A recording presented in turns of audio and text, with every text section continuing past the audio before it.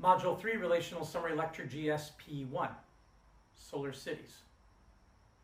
It isn't that there weren't powerful political players in the South who didn't see a tantalizing path toward a solar future. Israel made aggressive strides towards solar from the 70s on, such that today over 85% of homes and buildings have solar hot water, and even massive office buildings in Tel Aviv were built decades ago with sloped south-facing roofs to accommodate PV panels, while desert regions near the Red Sea were covered with solar panels from Arava Light and Power. They moved that way early on because of a need for energy security in the face of disruptions due to regional political conflict.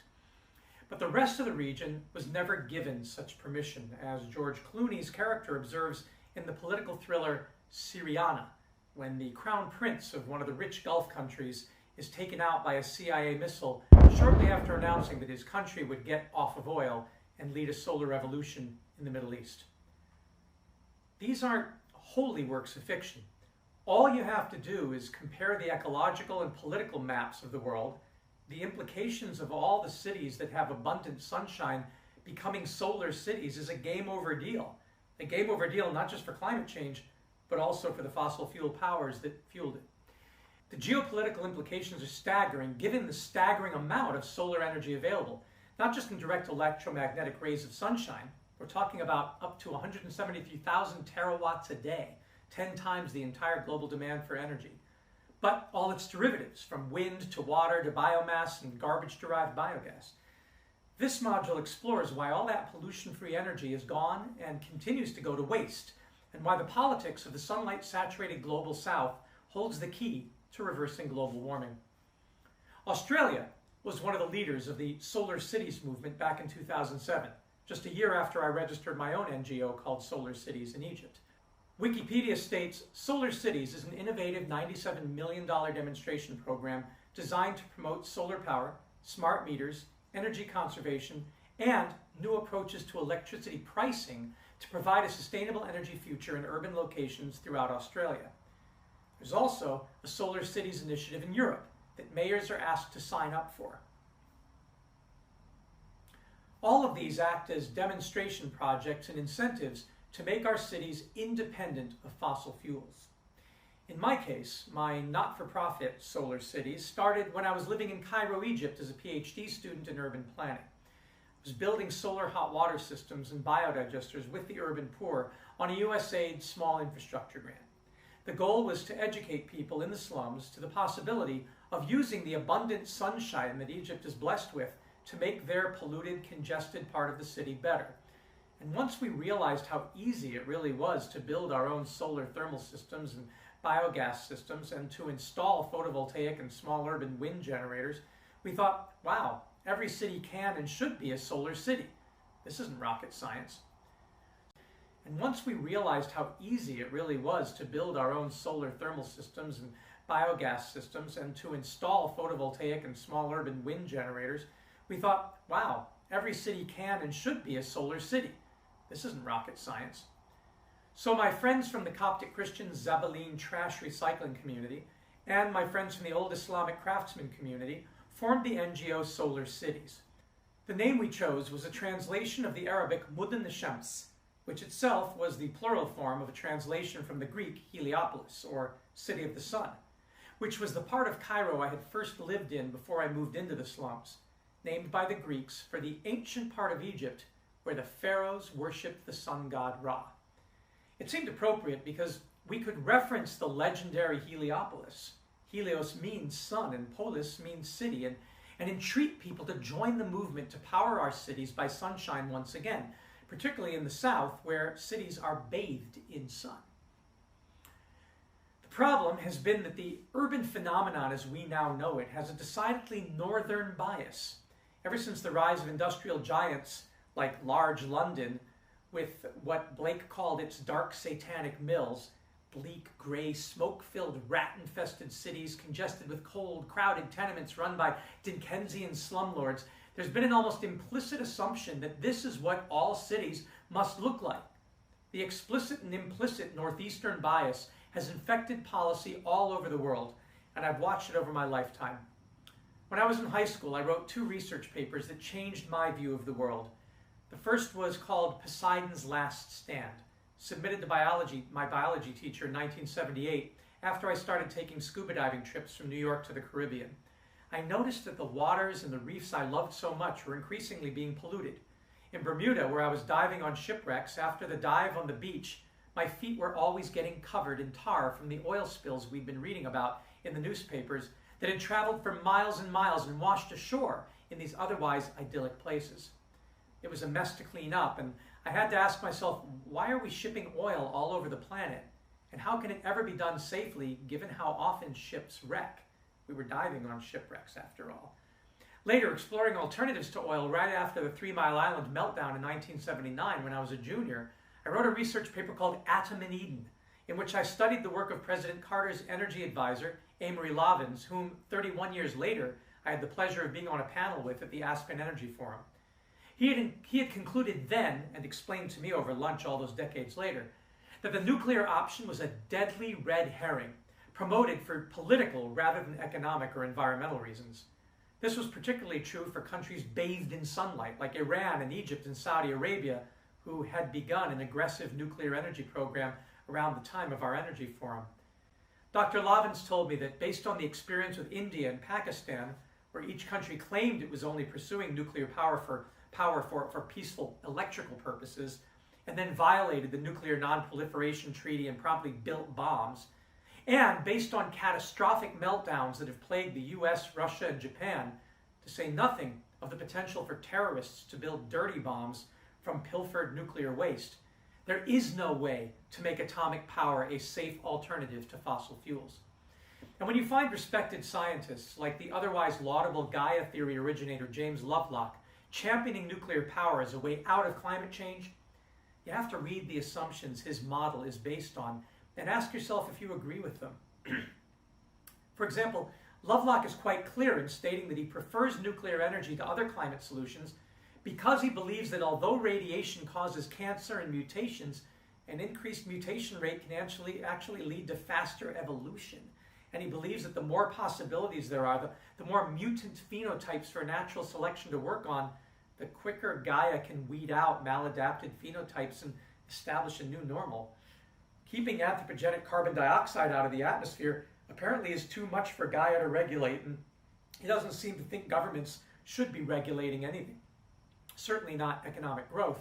So massive atomic power plants are the way to go for him. To me, of course, the bald-faced eugenics of this solution are completely disturbing. Lovelock's argument, coming from a wealthy, extremely well-educated and successful white British male, smacks of privilege, as all arguments for a Darwinian solution do. They're great if you're able to adapt, but it sucks if you're one of the losers in the genetic lottery.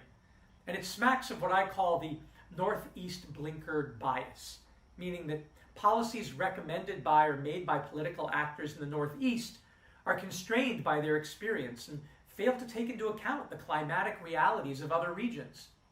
Prominent figures in London, New York, Tokyo, Seoul, or Chicago, the centers of the stock exchanges that rule the planet's finances, determine that a given energy solution isn't feasible for foggy London town or cloudy, crowded, skyscraper-ridden New York, and conclude, therefore, that it won't work for anybody else. I remember this as a high school student writing those papers after returning to New York from the sunny Caribbean and the sunshine state of Florida. President Jimmy Carter had responded to the 3 Mile Island nuclear accident and the Iranian oil embargo by putting solar hot water panels on the White House. The articles I read, and my high school teachers, were absolutely certain that this was a futile and economically unfeasible political stunt because solar energy could never supply all our energy needs, given how few sunny days there were and how hard it supposedly was to store solar energy overnight, to say nothing of storing heat during the cold, dark winters. It took a quarter century for me to learn how wrong they were in a hands-on way when I started building my very own solar hot water systems on my roof and my neighbors' roofs in the crowded slums of old Islamic Cairo. Even one of my revered professors at the American University of Cairo had discouraged me from trying to take our experiments in do-it-yourself solar, which we had been researching on the roof of the science building, to the mainstream. He'd been quoted in the newspapers and magazines as saying, solar is a wonderful solution, but doesn't have much of a future in our cities because it needs a large surface area to capture useful amounts of sunlight, and the cities are filled with tall buildings, filled with people. There simply isn't enough roof space in a building to capture enough energy for all the residents living below. Well, so much for solar cities, right? The only problem with the argument is that it was once again biased by the living conditions and constraints of the people making the argument. When I actually started doing household surveys on the microeconomics of hot water demand among the poor communities of Old Cairo and the shanty town of the trash recyclers, I found that most buildings were no more than 3 or 4 stories tall. Sure, a few solar hot water panels and photovoltaic panels on a skyscraper isn't going to serve scores of families, but there are literally hundreds of millions of families living in cities who do have enough roof space. And to say we shouldn't pursue a solar city policy because direct solar doesn't work for people in midtown Cairo, much less midtown Manhattan, is callous. And to let them suffer and die because they can't afford reliable electricity or gas again smacks of eugenics. I want to remind you that the political South is actually quite different from the ecological South. In fact, the political South can better be referred to as the solar North. A look at the map reveals that the vast majority of big cities in what we call the South are actually in the Northern Hemisphere. Cairo, Lagos, Mexico City, Puerto Rico, Guatemala City, Bogota, Colombia, all the cities of the Middle East and India, China, Vietnam, even Singapore, these are all in the north, and all could become solar cities. The largest metropolitan areas in the Southern Hemisphere are Jakarta, 32 million people, Sao Paulo, 22 million, Buenos Aires, Kinshasa, 16 million each, Rio de Janeiro, 12 million, Johannesburg, 11 million, Lima, 10 million, Santiago, 7 million, Sydney and Melbourne, 5 million each. And every one of them could be a solar city. The Australian cities are already on target, as we mentioned. But the cloudy north, the far north, has trumped the solar north and impeded its development for centuries. The reason was clearly illustrated by a cartoon that was published when Reagan removed Carter's solar panels from the White House. It read, "You want coal?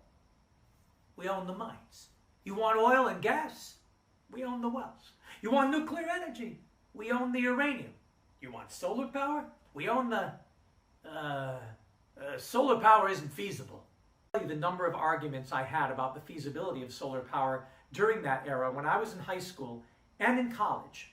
People would, for example, cite articles saying that in order to keep solar hot water warm overnight, you needed to have a basement filled with large, expensive, concentrated brine salt tanks that could hold the heat overnight.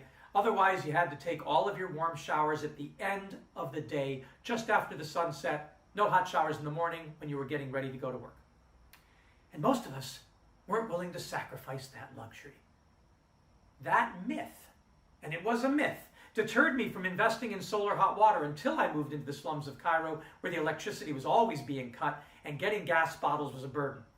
I built my first solar hot water system in 2005 and experienced that morning cold water problem until I was sitting one winter morning drinking hot tea from a thermos that had been prepared the night before.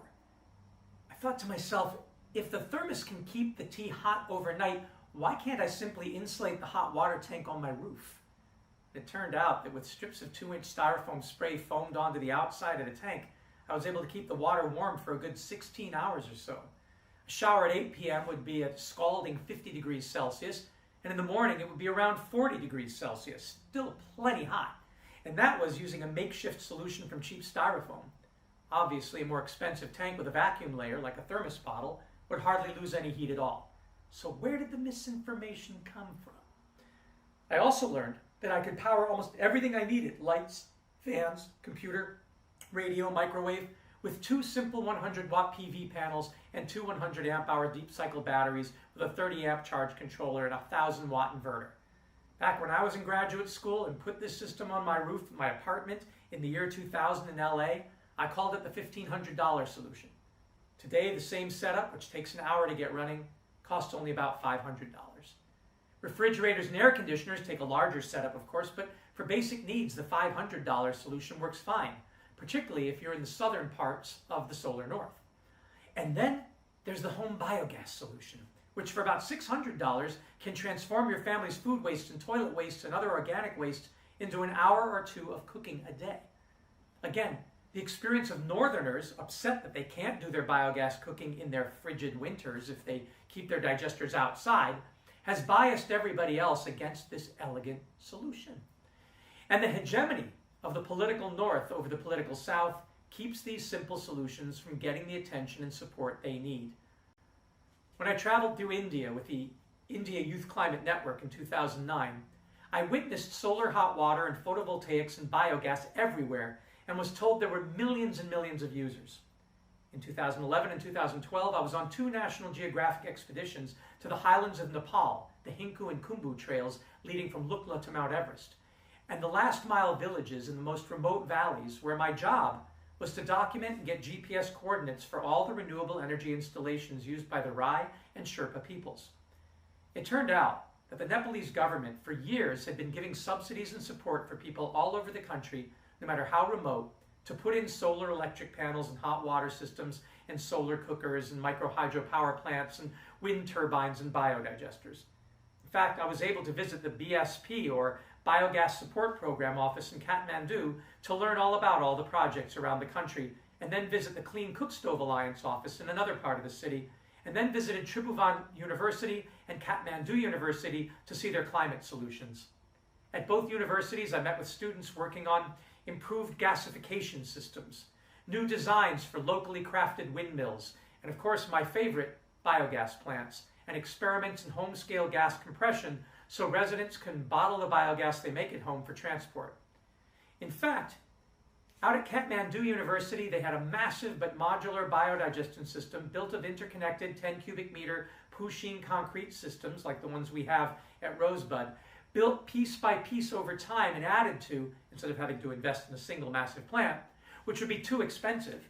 And it had just been connected to a large biogas scrubbing and compression system funded by the Japanese government that created market-ready renewable natural gas made from the university's wastes. USF does not have that.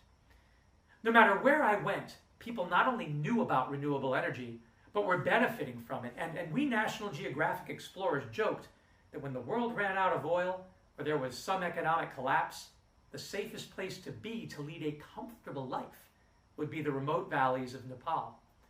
We even stayed in a Sherpa home near Mount Everest that derived heat from their composting toilet and encouraged people to visit to help heat the house by making their contributions. You did know that aerobic composting is an exothermic process that releases heat, didn't you? And that if you mix animal manure, including human manure, with leaves and wood shavings and grass, you not only create fertile soil, but can get temperatures up to 140 Fahrenheit, right? You knew that, didn't you? If you didn't, you aren't alone among Northerners.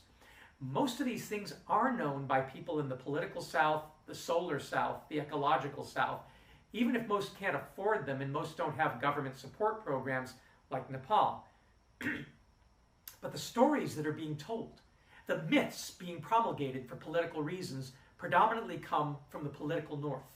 And there, in the lands of historically cold, dark winters and bleak, tall buildings and slum projects, there wasn't much emphasis or attention paid to simple solutions to complex problems. Well, when I was a kid in New York in the 1970s, we had a garbage strike that got so bad that the city was thinking of calling in the National Guard to deal with the piles of smelly garbage that were choking the streets and attracting rats.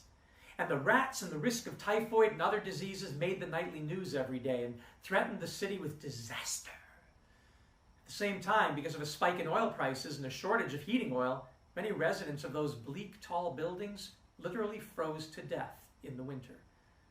This disappointing moment in our nation's history sets the backdrop for the recent film The Joker, which captures the class struggles that our unimaginative approach to energy and waste created. The irony is that none of these problems were unsolvable then, and none are unsolvable now, without the National Guard.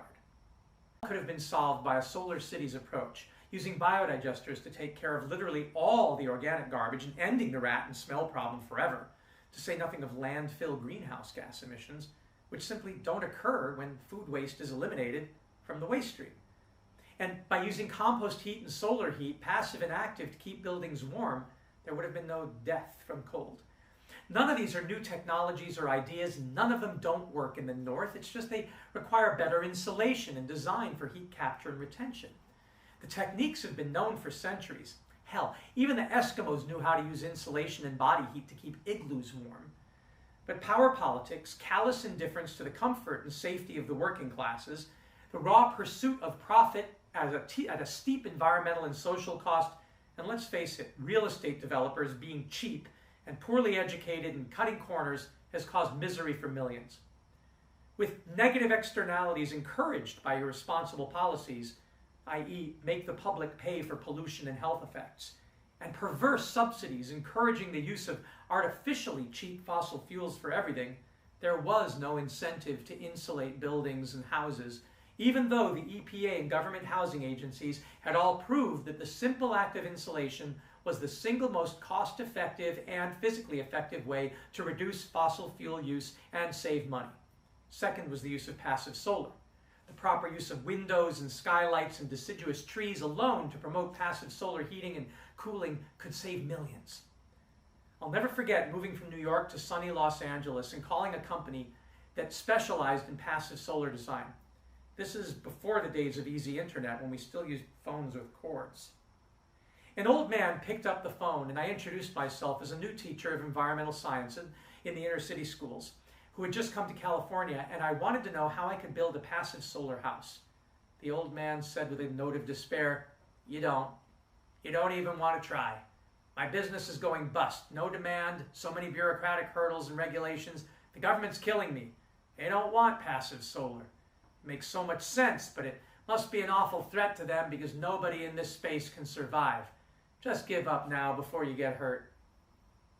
That was sobering. But it wasn't the only call like that. A couple of years later, I was trying to build an alcohol-fueled car with my vocational students at Jefferson High School. I called the number written in the back of a great book called Solar Gas, How to Make Your Own Auto and Heating Fuel for Pennies a Gallon, a paperback from August 1st, 1982 by David Hoy. I picked the book up at the Harvard Used Bookstore when I was an undergraduate and kept it with me, and we started using it to build a solar alcohol still in our shop classes to fuel a truck I'd bought for conversion from the auto mechanics teacher. The man who answered the phone was very suspicious. He said, How did you get this number? I said, It was in your book. He said, Nobody reads that book. I said, Well, I've had it since college 10 years ago. I'm a teacher now, and we're trying to build one of your stills in shop class in the inner city. He said, How do I know that you aren't lying? I said, Well, you can call the school and verify, and the school secretary can hand me the phone. There were no cell phones then. He said, Listen, I'm not going to talk to you, but I sympathize with you, so I'm going to ask a friend who worked with me on the book to call you, and maybe he will answer your questions. And he hung up. A few minutes later, the school secretary called me over and said, Phone call for you, Mr. Culhane. When I picked up the phone, the new man on the phone was equally curt. He said, Listen, we published that book years ago during the oil embargo, thinking we could help people. But we're out of that business now. But it works, right? I persisted. He said, Of course it works. But if I were you, I would just drop it. It isn't worth it. But we can make our own alcohol fuel and run our truck on it, can't we? Listen, he said, I sympathize with you and I think you're doing a good thing, but I wouldn't try to take it very far. Okay? Did someone threaten you, I asked. You said that. I'm saying nothing. Good luck to you and be careful. That's all I'm saying. And with that cryptic message, he hung up. A couple of years after that, I heard the same story at an environmental technology expo that I brought my students to showcase our projects in a booth paid for by our sponsor, Motion Picture Marine, who was helping us make educational videos about saving marine habitats. My students came running to our booth breathlessly, exclaiming, Mr. Culhane, there's a guy on the inventor's floor showing these really cool solar air conditioning systems and solar heating parabolic dishes. You have to meet him. He says you can heat and cool a house here in LA using nothing but the sun. We ran over to meet him, and the man, a kindly old engineer, said, Oh, you have to be our future. I've been trying to get my ideas and inventions out there for decades. He gestured to the large parabolic dish and Stirling engine into a smaller setup of solar vacuum tubes filled with alcohol. As you can see, he said, my inventions work, and they run on sunlight, and they don't use any toxic or ozone-depleting chemicals. But for decades, I've not only been unable to make a living at this work, but have had my life threatened several times. They even destroyed my equipment, so I'm giving up. But I stubbornly keep coming to things like this to show what I've created, hoping that young people like you can carry the torch forward. And so I have tried. The irony is that none of these things are hard to make. But in the North, most people don't seem to know or care about them. And in the solar South, where they really work well all year, some people may have heard of them and some may actually be using them, but it somehow never gets included in the major development plans, which of course are run by the North. We've tried, for example, to get biodigesters built in refugee camps to completely eliminate the threat of dreaded diseases like cholera and typhoid and dysentery and plague and rats and roaches and smells. And after a few hopeful trials, watched this initiative die on the vine, considered somehow impractical or not urgent. Mostly this is because, we are told, refugee camps, even the ones that have been around for decades, are not supposed to be considered permanent. And therefore, there's no incentive to build lasting infrastructure. Even the military has contracts for fossil fuels to be brought into their remote desert bases and for garbage and sewage to be trucked out, even though they could create a whole circular economy right there. There's a whole economic ecosystem with companies having made deals that Nexus Technologies would threaten. And so it is that the political North dominates the discourse and the ground reality in the solar South, and has made it almost impossible for the solar cities that we dream of to flourish. You want solar power? We own the, solar power isn't feasible.